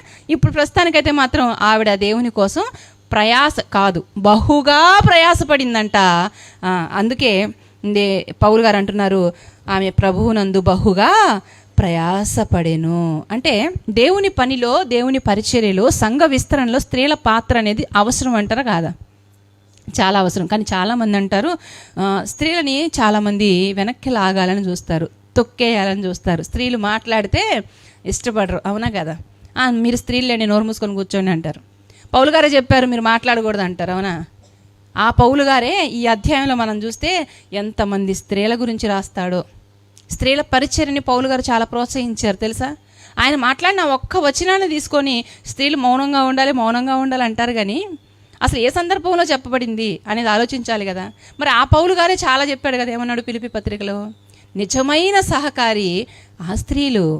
నా పరిచర్యలో, నా సువార్త ప్రకటనలో, నా సువార్త ప్రయాణాల్లో నాకు వెనక ఉండి నన్ను నడిపించింది ఎవరు అనుకుంటున్నారు? స్త్రీలే అన్నాడు. చూడండి స్త్రీలను ఎంత ఘనపరిచాడు పౌలు గారు, స్త్రీలను ఎంతగా పొగుడుతున్నారు చూడండి. పౌలు గారే కాదండి, దేవుడు కూడా స్త్రీలను చాలా ప్రేమించాడు, చాలా ఘనపరిచాడు. అందుకే యేసుక్రీస్తు ప్రభువారి యొక్క పునరుద్ధాన వార్తను ప్రకటించడానికి ఆ మొదటి అవకాశం ఎవరికి ఇచ్చాడు? శిష్యులు లేరా? మగ్దలేని మరియకి ఎందుకు ఇచ్చారు? స్త్రీ తృణీకరించబడుతుంది, స్త్రీని చిన్న చూపు చూస్తున్నారు, స్త్రీని చులకనగా మాట్లాడుతున్నారు. అలాంటి చిన్న చూపు చూడబడుతూ తృణీకరించబడుతున్నటువంటి స్త్రీకి విలువ ఇవ్వాలనుకున్నాడు. ఎందుకో తెలుసా? ఆ కాలంలోనంట ఇశ్రాయేల్ ప్రజలు, ఇప్పటికీ కూడా యూదులు చేసే ప్రార్థన తెలుసా మీకు? వాళ్ళంట 3 విషయాలకి దేవునికి కృతజ్ఞతలు చెల్లిస్తారంట. అదేంటో తెలుసా? ఫస్ట్ ఏమని ప్రార్థన చేస్తారంటే, అయ్యా నన్ను అన్యునిగా పుట్టించినందుకు నీకు స్తోత్రం. నెక్స్ట్, నన్ను కుక్కగా పుట్టించినందుకు నీకు స్తోత్రం. మూడోది ఏమని చేస్తారు తెలుసా పురుషులు? నన్ను స్త్రీగా పుట్టించినందుకు కూడా నీకు స్తోత్రం. అంటే దేంతో పోల్చారు స్త్రీలని? అది అంత తక్కువ, అంత చిన్న చూపు. అప్పుడు స్త్రీలకు కూడా ఓటు హక్కు ఫుల్ లేదు, వాళ్ళు ఓటు వేస్తే హాఫే, వాళ్ళ సాక్ష్యం కూడా చెల్లదు స్త్రీల సాక్ష్యం. అంటే అంత తృణీకరించబడుతుంది స్త్రీ. అందుకనే యేసుక్రీస్తు ప్రభువారు నా పిల్లలైనటువంటి వీరికి విలువనివ్వాలి అనుకున్నారు. కనుకనే ఒక స్త్రీకి ఇచ్చాడండి పునరుద్ధాన వార్తను చెప్పేటువంటి ఆ భాగ్యం. అవును కదండి? క్రైస్తవ జీవితానికి ఆయుపట్టు పునాది ఏంటి? యేసుక్రీస్తు ప్రభువారు సిలువ వేయబడ్డం కాదు, సిలువ వేసిన తర్వాత తిరిగి లేచాడు. ఒకవేళ ఆయన లెగవకపోతే మన విశ్వాసానికి విలువ లేదు. ఈరోజు క్రైస్తవ్యం ఇంతగా విస్తరించడం జరిగుండేది కాదు. ఆయన పునరుద్ధాన వార్తను చెప్పే భాగ్యాన్ని స్త్రీలుగా మనకి దేవుడిచ్చాడు. అంటే స్త్రీలని కూడా దేవుడు ప్రేమిస్తున్నాడు, స్త్రీలు కూడా దేవుని పరిచర్య చెయ్యాలి అని దేవుడు ఆశపడుతున్నాడు. నేను పురుషులను తక్కువ చేసి మాట్లాడట్లేదు, స్త్రీలని తక్కువ చేయొద్దు అని చెప్తున్నాను. స్త్రీ పరిచర్యని ప్రోత్సహించండి అని చెప్తున్నాను. ఈరోజు పేరుకు స్త్రీల కూడికైనా సరే ఎంతోమంది సహోదరులు మంచి మనసుతో, పెద్ద మనసుతో వచ్చి కూర్చున్నారు. నిజంగా మీ అందరికీ నా నిండు వందనాలు తెలియజేస్తున్నాను. మీరు ఇలాగే ఎల్లప్పుడూ మా స్త్రీలని ప్రోత్సహిస్తూ మమ్మల్ని ప్రభు పరిచర్యలో ముందుకు తీసుకొని వెళ్ళేవారిగా ఉండాలని మనస్ఫూర్తిగా కోరుకుంటున్నాను ప్రియులారా. అయితే ఈవిడ ప్రభు కొరకు బహుగా ప్రయాసపడినటువంటి స్త్రీ. అయితే మనము కూడా ప్రయాసపడతాం స్త్రీలముగా. ఏ విషయాల్లో ప్రయాసపడతాం మనం చెప్పండి? సంఘంలో పరిచర్య కోసం ప్రయాసపడతామా? ఇంట్లో గిన్నెలు కడగడానికి ప్రయాసపడతామా? గిన్నెలు కడిగితే తలతల్లాడిపోవాలి, దానికోసం ఎంత ప్రయాసో. బట్టలు ఉతికితే మిలమిల మెరిసిపోవాలి, దానికోసం ఎంత ప్రయాసో. అవునా? వంట చేస్తే చేతులు కూడా కాల్చుకుంటాం, ఎంత ప్రయాసపడతామో. అమ్మ ఇంట్లో పనులు చేయొద్దని నేను చెప్పట్లేదు, చెయ్యాలి, స్త్రీలుగా అది మన బాధ్యత. అయితే కేవలం ఆ విషయాలకే మనం పరిమితం అయిపోకూడదు. కేవలం ఇల్లు చక్క పెట్టుకోవడం వరకే మన ప్రయాస అయిపోకూడదు. ఇంకా మన పని ఉంది, సంఘంలో మన పని ఉంది, అనేకమైన ఆత్మల రక్షణలో మన పాత్ర ఉంది. మనం రక్షించాలి. దేవుని పరిచర్యలో మనం కూడా ఉండాలి. దేవుని పనిలో మనము కూడా అరిగిపోవాలి, కరిగిపోవాలి. కేవలం ఇంటి పనులు చేసి ఇంటి కోసం, భర్త కోసం, పిల్లల కోసం, వీళ్ళ కోసం మాత్రమే కాకుండా ప్రభు కోసం కూడా మనం ఏం చేయాలి? పని చేయాలి, ప్రయాసపడాలి. ప్రియులారా, చాలామంది లోకంలో ఏదో సాధించడానికి ప్రయాసపడుతుంటారండి. చూడండి, ఈరోజు మనం ప్రజల్ని గమనిస్తే ఉదయం లేచిన దగ్గర నుండి పడుకునేంత వరకు కూడా మనిషి ఉరుకులు పరుగులు పెడుతూ ఉంటాడు. అవునా? చూడండి, బయటికి వెళ్ళి చూడండి, ఏమైనా ఖాళీ ఉంటాయా? బస్ స్టేషన్లు ఖాళీ ఉండవు, రైల్వే స్టేషన్లు ఖాళీ ఉండవు, హాస్పిటల్స్ ఖాళీ ఉండవు, షాపింగ్ మాల్స్ ఖాళీ ఉండవు, హోటల్స్ ఖాళీ ఉండవు. ఎక్కడ చూసినా రద్దీ. ఉదయం 5 గంటలకే లేచి ఒకళ్ళనొకళ్ళు గుద్దుకొని పరిగెత్తా ఉంటారు, బాక్సులు బ్యాగులు తీసుకొని. దేనికోసం ఇవన్నీ? దేవుని పని చేయడానికా? సువార్త ప్రకటించడానికి వెళ్తున్నారా? దేనికోసం? ఈ 60-70 సంవత్సరాల ఈ చిన్న జీవితంలో పట్టెడన్నం కోసం ప్రయాసపడుతున్నారు ప్రియులారా. కొంతమంది ఏదో సాధించాలి, ఏదో సంపాదించాలని పేరు కోసం, ప్రఖ్యాతుల కోసం, వెండి బంగారాల కోసం, ఆస్తుల కోసం, స్థలాల కోసం, పొలాల కోసం ఏదో సంపాదించేయాలి, వాళ్ళకంటే వీళ్ళకంటే నేనే గొప్పవాడిని అనిపించుకోవాలని ప్రయాసపడి పోగేసుకుంటారండి. పోగేసుకున్నాక ఏమవుతుంది? మూటలు కట్టేస్తారు. మూటలన్నీ భుజాన్ని వేసుకొని తీసుకెళ్తారా? ఏం తీసుకెళ్ళరు. అందుకే ప్రసంగి భక్తుడు ఏమంటున్నాడు? మంచి మాటను చూద్దాం ప్రియులారా. ప్రసంగి గ్రంథము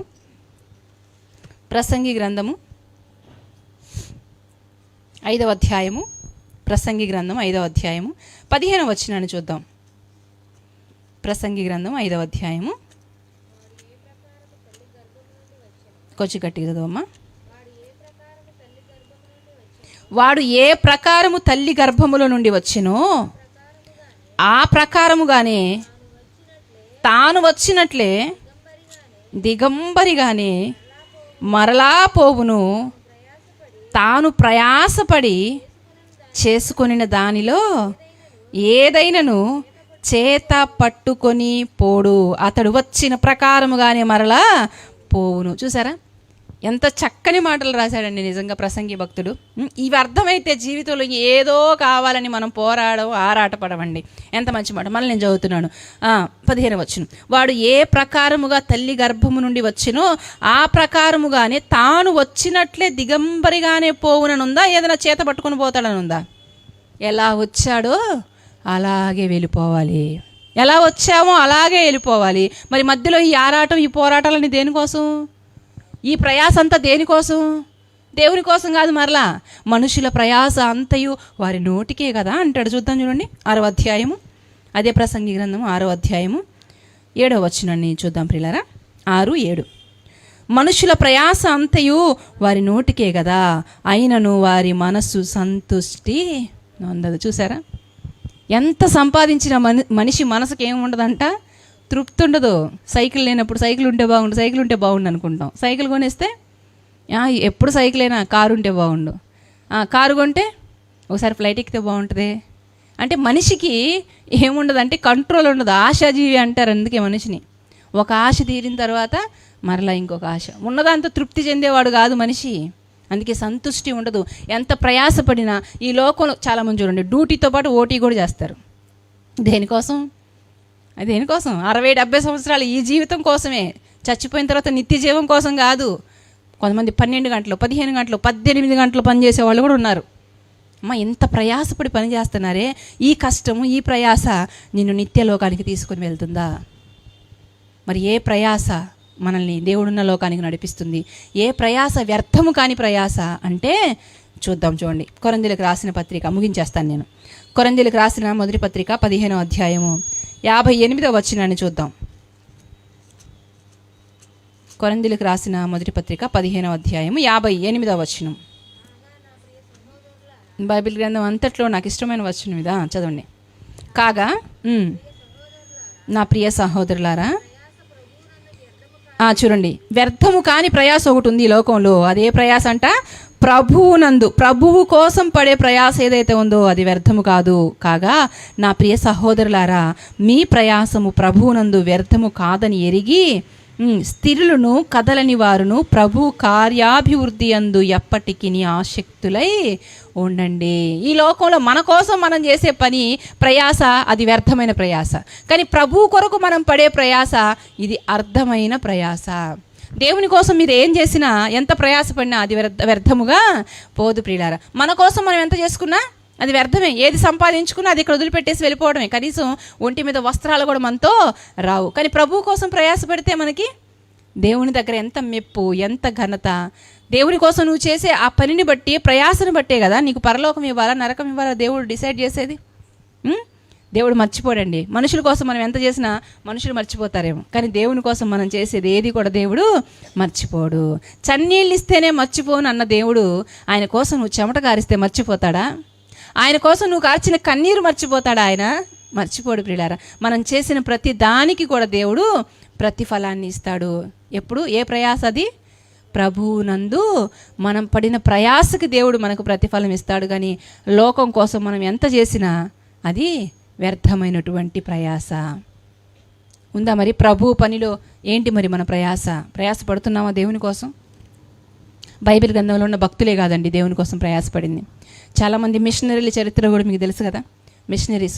మిషనరీలు అనగానే పురుషులే అనుకుంటారు, కాదు, మిషనరీలో స్త్రీలు కూడా ఉన్నారు. మీ అందరికీ ఎమీ కార్మైకిల్ అనేటువంటి ఒక స్త్రీ గురించి తెలుసా? ఎమీ కార్మైకిల్ లేడీ మిషనరీ. ఈవిడ ఉత్తర ఐర్లాండ్లో పుట్టింది. ఈవిడ ఒక సంపన్నమైన కుటుంబంలో పుట్టింది. 1867 సంవత్సరంలో. తండ్రి మంచి వ్యాపారవేత్త, 7 సంతానంలో పెద్ద అమ్మాయి. అయితే అనుకోకుండా తండ్రి వ్యాపారంలో దెబ్బతింటూ ఆయన చనిపోవడం జరుగుతుంది. చనిపోయేసరికి కుటుంబానికి ఆధారం లేకుండా అయిపోతుంది. అలా ఆధారం లేకుండా అయిపోయినప్పుడు ఇంటికి పెద్ద కుమార్తె అవ్వడం వల్ల కుటుంబ భారం అంతా కూడా ఈ అమ్మాయి తీసుకుంటుంది. ఒక స్కూల్లో టీచర్గా వెళ్తూ ఇంటి దగ్గర ట్యూషన్స్ చెప్తూ ఆ తర్వాత తనకున్నటువంటి చెల్లెల్ని తమ్ముళ్ళని చూసుకుంటూ ఉంటుంది. అయితే ఈవిడ్ని తల్లిదండ్రులు చిన్నప్పటి నుంచే దేవుళ్ళలో పెంచారు. దేవుని వాక్యాన్ని నేర్పిస్తూ దేవుని కోసం పనిచేయాలి, సువార్త ప్రకటించాలి, దేవుని కోసం అనేకమైన ఆత్మలను రక్షించాలని ఈ అమ్మాయికి నేర్పించారు. అదైతే మనసులో ఉండిపోయింది ఆ అమ్మాయికి.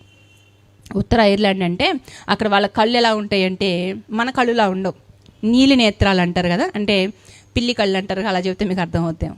ఎందుకంటే ఫారిన్ కంట్రీస్లో ఉండే వాళ్ళ కళ్ళు మన కళ్ళులా ఉండవు, నీలి నేత్రాలు. అయితే ఈ అమ్మాయికి మాత్రం బ్రౌన్ ఐస్, అంటే మనలాంటి కళ్ళు అంట. వాళ్ళ అమ్మ నాన్నకేమో నీలి నేత్రాలు, మిగతా పిల్లలందరికీ కూడా ఆ బ్లూ ఐసే ఉన్నాయి. కానీ ఈ అమ్మాయికి అందుకు భిన్నంగా బ్రౌన్ ఐస్, అంటే మనలాంటి కళ్ళే.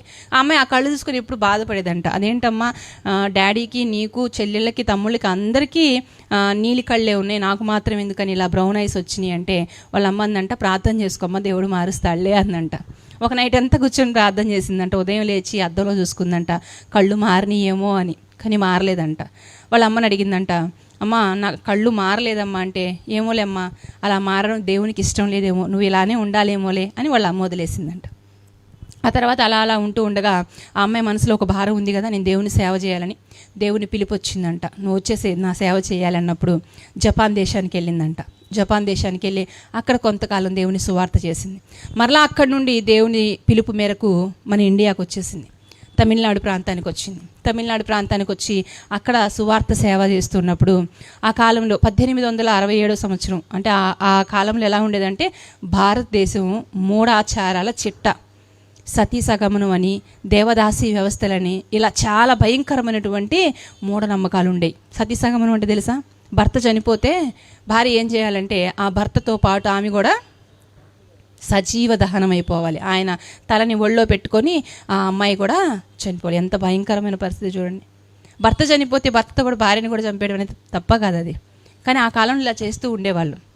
దేవదాసి వ్యవస్థ అని ఒక వ్యవస్థ ఉండేది తెలుసా? ఆడపిల్లల్ని చిన్నపిల్లలుగా ఉన్నప్పుడే ఆ గుళ్ళకి ఇచ్చేస్తూ ఉండేవారు, గుళ్ళలో వదిలేస్తూ ఉండేవారు. అలా గుళ్ళలో వదిలేసినప్పుడు పూజారులు, ఆ ఊరి పెద్దలు, వాళ్ళందరూ కూడా ఆ అమ్మాయిని వ్యభిచారిగా మార్చేసేవాళ్ళు. భయంకరమైనటువంటి నరకాన్ని ఆడపిల్లలు చూస్తూ ఉండేవాళ్ళు. అయితే ఆమె ఆ ప్రాంతంలో, ఇదంతా నిజంగా జరిగింది, మీరు నెట్లో గూగుల్లో సెర్చ్ చేయండి, ఎమీ కార్మైకిల్ అని సెర్చ్ చేస్తే ఆవిడ గురించి డీటెయిల్స్ అన్నీ మీకు వచ్చేస్తాయి. ఈ తమిళనాడు ప్రాంతంలోకి వచ్చి అక్కడుంటూ ఆవిడ సేవ చేస్తూ ఉన్నప్పుడు ఒక చిన్న పాప పరిగెత్తుకొని వచ్చిందంట. వచ్చి విషయం అంతా చెప్పిందంట. అమ్మ ఇది పరిస్థితి, నన్ను ఇలా చేస్తున్నారమ్మా గుళ్ళోకి తీసుకెళ్ళి అంటే, అప్పుడు ఆమె ఆ అమ్మాయిని ప్రొటెక్ట్ చేసిందంట, తన దగ్గరే ఉంచుకుంది. అలా ఉంచుకొని ఆ అమ్మాయి మంచి చెడులు చూస్తూ ఆ అమ్మాయిని చదివిస్తూ పోషిస్తూ ఉంది. అలాగా ఇంకా చాలామంది పిల్లలు అలాగే దేవదాసిలుగా మార్చబడుతున్నారని తెలుసుకొని ఈవిడ ఏం చేసేదో తెలుసా, రాత్రిపూటంట ముఖానికి నల్ల రంగు పూసుకొని ఆ గుళల్లోకి వెళ్ళిపోయి ఆడపిల్లల్ని ఎత్తుకొచ్చేసేదంట. అందుకని ఆవిడకు పేరు కూడా పెట్టారంట, ఏమనంటే పిల్లల్ని ఎత్తుకొని వెళ్ళే అమ్మ అని పెట్టారంట పేరు. రాత్రుల పూట వెళ్ళి ఎత్తుకొచ్చేసేదంట. అలా ఎత్తుకొచ్చేసి ఆమె దగ్గర పెట్టుకొని చదివిస్తూ వాళ్ళకి మంచి చెడు చూస్తూ అలా చేసేది. అంత మాత్రమే కాకుండా అంగవైకల్యం గలవారిని, విధవరాండ్లని, దిక్కు మొక్కు లేని పేదవాళ్ళని, వృద్ధులని, వీళ్ళందరినీ కూడా చేరదీసి ఒక ట్రస్ట్ లాగా పెట్టి అక్కడ ఆవిడ సేవ చేస్తూ ఉండేది. మన భాష నేర్చుకుంది, మన కట్టుబొట్టు నేర్చుకుంది, మనతో పాటు అంటే మన ఆహార పదార్థాలు తినడం ఏమన్నా ఉంటాయి కదా, మన లైఫ్ స్టైల్ కూడా అలవాటు చేసేసుకుంది. అలా 60 సంవత్సరాలు వచ్చేంత వరకు కూడా ఆవిడ ఈ సేవలోనే ఉన్నారు. అయితే 60వ సంవత్సరంలో ఏం జరిగిందంటే యాక్సిడెంట్ అయింది. ఆవిడకి కాలు ఇరిగిపోయింది. కాలు ఇరిగిపోయిన తర్వాత ఆవిడ మంచంలోనికి వెళ్ళిపోయింది. ఇప్పుడు నేను మంచంలోకి వచ్చేసాను, 60 ఏళ్ళు దేవుని కోసం కష్టపడ్డాను కదా, ఇంక నేను ఏం చేస్తానని రెస్ట్ తీసుకోలేదు. ఆవిడ మంచంలో ఉండి 40 పుస్తకాలు రాసిందంటండి, సువార్త పత్రికల్లాగా 40 పుస్తకాలు రాసింది. ఆ 40 పుస్తకాలు కూడా సుమారు 15-16 భాషల్లో తర్జుమా కూడా చేశారంట. మొత్తం ఆవిడ 84 సంవత్సరాలు బ్రతికిందండి. 84 సంవత్సరాలు పెళ్ళి కూడా చేసుకోలేదు. పెళ్ళి లేదు, పిల్లలు లేరు, తనకంటూ ఆస్తిపాస్తులు, సొంత ఇల్లులు ఏమీ లేవు. ఒక ట్రస్ట్ ఉంది, అది ఇప్పటికీ ఉంది తమిళనాడులో. ఆ ట్రస్ట్ ఇప్పటికీ కొనసాగుతూనే ఉంది. అంటే నువ్వు ఎందుకమ్మా పెళ్లి చేసుకోలేదు, 84 సంవత్సరాలు బ్రతికావు కదా, నీ జీవితంలో ఎలాంటి సుఖము సంతోషం ఎందుకమ్మా నువ్వు చూసుకోలేదంటే ఆవిడ అంది, నా కోసం నా ప్రభువు చనిపోయాడు, ఆయన కోసం నేను బ్రతికాను, నేను బ్రతుకుతాను. ఎంత మంచి మాట అండి. నిజంగా మన కోసం మన ప్రభు చేసిన పని ఏంటో తెలుసా, ప్రాణం పెట్టాడండి. తిరిగి నా కోసం మీరు ప్రాణం పెట్టండి అని చెప్పలేదు, బ్రతకండి, మీకోసం నేను చనిపోయా, నా కోసం మీరు బ్రతకండి అన్నాడు. మనకు అది కూడా కష్టమైపోతే ఎలా చెప్పండి ప్రియులారా. ఎక్కడో విదేశంలో పుట్టిందండి, ఐర్లాండ్లో పుట్టింది ఆవిడ. 84 సంవత్సరాలు ప్రభు సేవ కొరకు కరిగిపోయింది, నలిగిపోయిందండి. ప్రభు కోసమే బ్రతికింది. కానీ ఈరోజు మనకు కుటుంబాలు ఉన్నాయి, పిల్లలు ఉన్నారు, ఉద్యోగాలు ఉన్నాయి, అంతా సవ్యంగా సుఖంగా సాగుతుంది. కానీ దేవుని కోసం బ్రతకాలంటే మనకి మనసు ఒప్పట్లేదు. ఆలోచించండి ప్రియులారా, దేవుని కోసం ప్రయాసపడినటువంటి స్త్రీలు బైబిల్ గ్రంథంలో మనకు కనిపిస్తారు, బయట మిషనరీలు కూడా ఉన్నారు. మరి మనం ఎందుకు ప్రయాసపడకూడదు, మనం ఎందుకు దేవుని కోసం కష్టపడకూడదు? పెర్సిస్ గారు చూడండి, రోమా సంఘంలో ఎంత గొప్ప ప్రయాస, ఎంత గొప్ప పరిచర్య చేసిందండి. నిజమే, సంఘం అభివృద్ధి చెందాలంటే, అనేకమైన నూతన ఆత్మలు రావాలంటే స్త్రీలు పనిచేయాలి. మా గొర్రెలు ఉంటాయి కదా, గొర్రెలు పిల్లలు పెట్టే బాధ్యత కాపరిదా గొర్రెలదా? పిల్లల్ని కనే బాధ్యత గొర్రెలే కంటే కాపరి కంటాడా? గొర్రెలే కంటే. కాపరి పని ఏంటి? ఆ గొర్రెల్ని సంరక్షించటం, పోషించటం, వాటికి రోగాలు రాకుండా చూసుకోవడం, ఇలాంటిది కాపరి యొక్క పని. పిల్లల్ని కనడం గొర్రెల యొక్క పని. ఇప్పుడు సంఘంలోనికి అనేక మంది చేర్చబడాలంటే ఎవరు తీసుకురావాలి చెప్పండి? విశ్వాసులైనటువంటి మీరే అనేక మందికి సువార్తను చెప్పి మీ సాక్ష్యం ద్వారా, మీ జీవితం ద్వారా అనేక మందిని ఆకర్షించి ప్రభువులోనికి నడిపించేటువంటి బాధ్యత మన మీద కూడా ఉంది. మనల్ని దేశాలు దాటిపోవాల్సిన పని లేదమ్మా. చాలామంది దేశాలు దాటొచ్చి మన కోసం కష్టపడ్డారు. మనం ఇక్కడే ఉంటూ, మన పని చేసుకుంటూ, మన ఇల్లు చక్క పెట్టుకుంటూ, మన సంఘంలో మన బాధ్యత ఏంటో గుర్తెరిగి, మన శక్తి లోపం లేకుండా మన సామర్థ్యం కొలది దేవుని పని చేసినప్పుడు దేవుని దగ్గర మనకి మెప్పు, ఘనత కలుగుతుందండి, పెర్సిస్ గారికి కలిగినట్టు. ఓకేనా? రాత్రికాల సమయంలో దేవుడు పెర్సిస్ గారి జీవితాన్ని మన కళ్ళ ముందు ఉంచారు. ఆవిడలో ఉన్నటువంటి మంచి లక్షణాలు మనం ఆలోచన చేసాము. అవేంటో త్వరగా చెప్తే నేను ప్రార్థన చేసే సమయాన్ని సేవకులకి ఇచ్చేస్తాను. పెర్సిస్ గారిలో నుండి మనం చూసినటువంటి మంచి ఆత్మీయ గుణ లక్షణాలు ఏంటి? నెంబర్ 1, ఆవిడ ప్రత్యేకించబడినటువంటి స్త్రీ. మనం కూడా లోకానికి వేరే, పాపానికి వేరే ఒక ప్రత్యేకమైన జీవితాన్ని జీవిస్తూ అనేక మందిని ప్రభు దగ్గరికి ఆకర్షించాలి. నెంబర్ 2, ఆవిడలో ఉన్నటువంటి లక్షణం మంచి సాక్ష్యం పొందుకున్న స్త్రీ. మన సాక్ష్య జీవితం అనేది కూడా చాలా చాలా అవసరం. నెక్స్ట్ నెంబర్ 3 చెప్పండి. ప్రభువునందు ఉన్న స్త్రీ. మనం ఎవరి యందు ఉన్నాము? ఒకవేళ ప్రభువునందు మనం ఉంటే మనం బహుగా ఫలిస్తాము. నెంబర్ 4, ప్రభు పరిచర్యలో బహుగా ప్రయాసపడిన స్త్రీ. ఇంతసేపు విన్నారు, ఏది నేను లోపలికి వెళ్ళలేదా? ఇక్కడికి వెళ్ళిపోయిందా? ఇంత దూరం కూడా రాదులేదు, ఇటు నుంచి ఇటు వెళ్ళిపోయి ఉంటుంది. అంతేనా? దేవుని వాక్యాన్ని శ్రద్ధగా విందాం. 1 గంట మనం సమయాన్ని కేటాయించామంటే అది మనకు ప్రయోజనాన్ని చేకూర్చాలి. లోక సంబంధమైన అన్నీ జ్ఞాపకం ఉంటాయి, అదేంటో మరి వాక్యమే గుర్తుండదు. వచ్చిన సమస్య అంతే అదే. అవునా? పలానా సమయంలో, పలానా సంవత్సరంలో, పలానా డేట్లో వాళ్ళు నీ మాట అన్నారండి అంటాం. అవునా? పలానా 2వ సంవత్సరం ఆగస్టు 15 సాయంత్రం 7:45 మీ చెల్లి ఆ మాట అందండి నన్ను అని అంటాం కదా. అంటే అంత చక్కగా గుర్తుపెట్టుకుంటున్నాం అవన్నీ. మరి వాక్యం ఎందుకు గుర్తుపెట్టుకోలేకపోతున్నాం? గుర్తుపెట్టుకోండి, వాక్యాన్ని కేవలం శ్రోతలుగా వినడానికి మనం రాలేదు. విన్న వాక్యాన్ని హృదయంలో భద్రపరుచుకోవాలి. భద్రపరుచుకున్న మాటల ప్రకారముగా మనము జీవించాలి. లేదంటే మనల్ని మనమే మోసపుచ్చుకున్న వారం అవుతాం. యాకోబు గారు అంటున్నారు కదా పత్రికలో, మీరు కేవలం విరువారు మాత్రమే ఉంటే మిమ్మల్ని ఎవరో మోసపుచ్చాల్సిన అవసరం లేదు, మిమ్మల్ని మీరే జాగ్రత్త. చిన్నమాట ప్రార్థన చేసుకుందాం. మహాపరిశుద్ధుడు అయిన మా ప్రియ పరలోకపు తండ్రి, మహోన్నతుడా, సర్వోన్నతుడా, సర్వకృపానిధి, మీ ఘనమైన నామానికి ఉన్నతమైన ప్రేమకు స్తుతులు స్తోత్రాలు నాయన.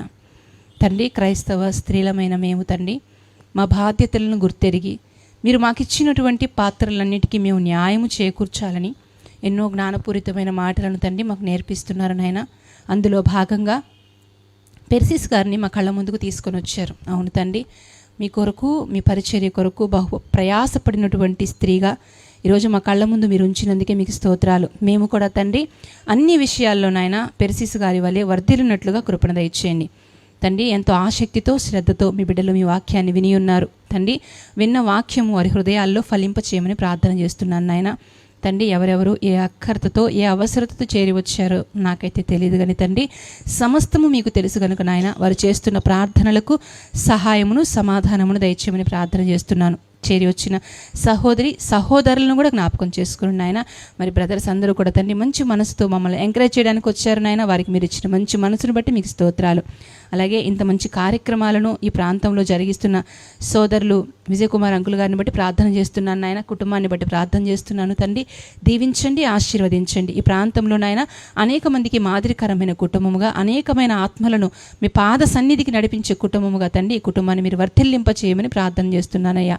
రానున్న దినాలలో, భవిష్యత్ కాలంలో మమ్మల్ని అందరినీ కూడా మీ పనిలో, మీ పరిచర్యలో చిన్న పనిముట్ల వలె, పాత్రల వలె వాడుకొని మా బ్రతుకుల ద్వారా మీరు మాత్రమే మహిమ పొందమని యేసుక్రీస్తు ప్రభు వారి పేరిట ప్రార్థన అడిగి వేడుకొనిచున్నాను తండ్రి, ఆమేన్. మీ అందరికీ మరొకసారి నా హృదయపూర్వక వందనాలు తెలియజేస్తున్నాను.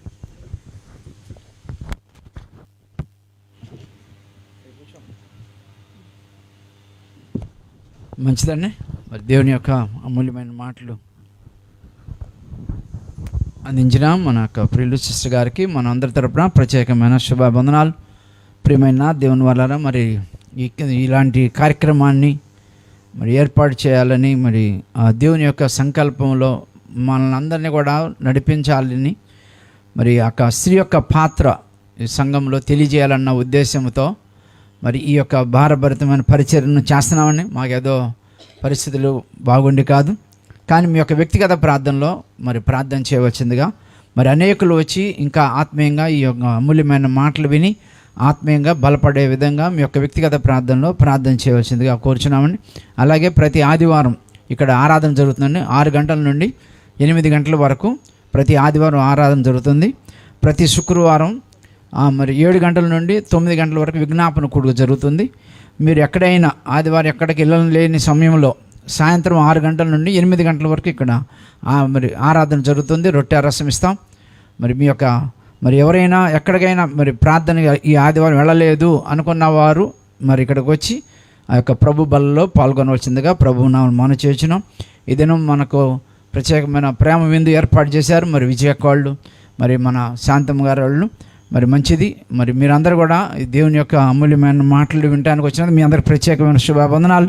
మరొకసారి మన ఉప్పలపాడు సంఘం మా యొక్క జోసఫ్ గారికి, మరి సంఘ బిడ్డలందరికీ, మా ప్రియులందరికీ శుభాబంధనాలు.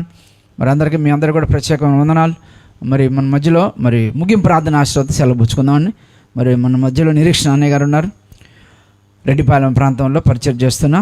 మరి అన్నయ్య గారు మరి మా ఆహ్వానాన్ని మన్నించి ఈ స్త్రీల కూడికనే కాకుండా అన్న ఇది సహోదరులు ఐక్య కూడిక అన్నట్టుగా పెట్టండి అని చెప్పాడు మా అన్నగారు. మరి అందుకని మరి అందరినీ మరి ఆహ్వానించినప్పుడు మన ప్రేమతో మరి అందరు కూడా సహోదరులు కూడా దైవజనులు కూడా వచ్చినందుకు మీ అందరికీ ప్రత్యేకమైన శుభాబంధనాలు. అందరూ మరి భోజనం చేసుకొని వెళదామండి.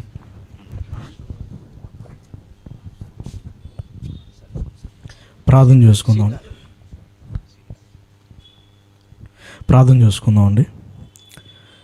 సకలాశీర్వచనములకు కారణభూతుడు అయిన మా ప్రియ పరలోకపు తండ్రి, ఈ రాత్రికాల సమయంలో మీ పాద సన్నిధి మమ్మల్ని అందరినీ కూడా సమకూర్చి తండ్రి, మీ విలువైన మాటలు తండ్రి మాకు తెలియచేసిన విధానాన్ని బట్టి మీకు వందనాలు, స్తోత్రములు తండ్రి.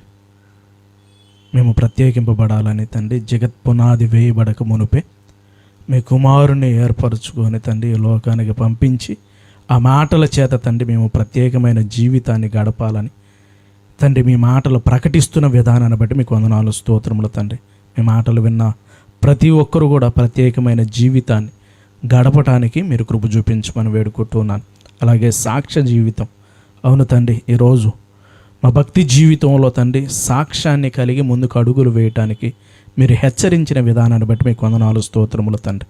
అలాగే మీ అందు నిలిచి ఫలించాలని మీ ఉద్దేశాలను మరొకసారి మీరు తెలియజేశారు. అందుని బట్టి మీకు వందనాలు, స్తోత్రములు తండ్రి. మీ కొరకు బహుగా ప్రయాసపడాలని చక్కగా కొన్ని విషయాలు తండ్రి మీ దాసురాల ద్వారా మీరు వివరించిన విధానాన్ని బట్టి మీకు వందనాలు, స్తోత్రములు తండ్రి. ఇంకా ఎక్కడైతే నిలబడుతుందో అక్కడ మీ కార్యములు మీరు జరిగించమని వేడుకుంటూ ఉన్నాను. ఎంతమంది అయితే తండ్రి మీ మాటలు విన్నారో తండ్రి, విన్న ప్రతి ఒక్కరిని మీరు జ్ఞాపకం చేసుకోండి తండ్రి. వారి పరిస్థితులను మీరు జ్ఞాపకం చేసుకోండి తండ్రి. ఏ పరిస్థితుల్లో పడిపోయి ఉన్నారో తండ్రి, లెగవటానికి తండ్రి మీ మాటలను పురికొల్పిన విధానాన్ని బట్టి మీకు వందనాలు, స్తోత్రములు తండ్రి. ఎంతమంది అయితే మంచి నిర్ణయాలతో తండ్రి ఇక్కడ నుండి వెళుతున్నారు వారందరినీ మీరు జ్ఞాపకం చేసుకోండి తండ్రి. అలాగే ఈ కార్యక్రమాన్ని జరగటానికి మీ దాసుని మీరు ప్రేరేపించి ముందుకు నడిపిస్తున్న విధానాన్ని బట్టి మీకు వందనాలు, స్తోత్రములు దేవ.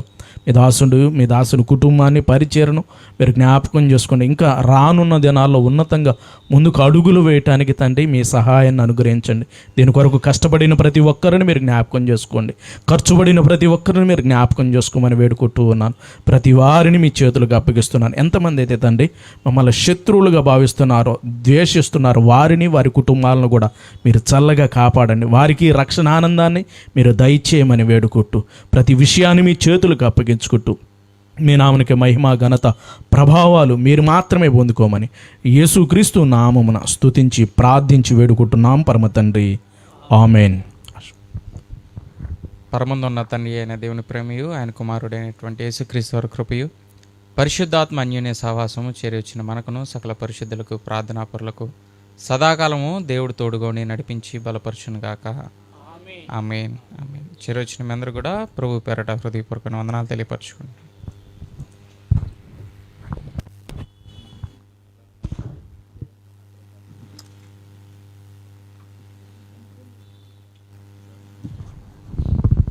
ప్రతి నెల మరి మూడో శనివారం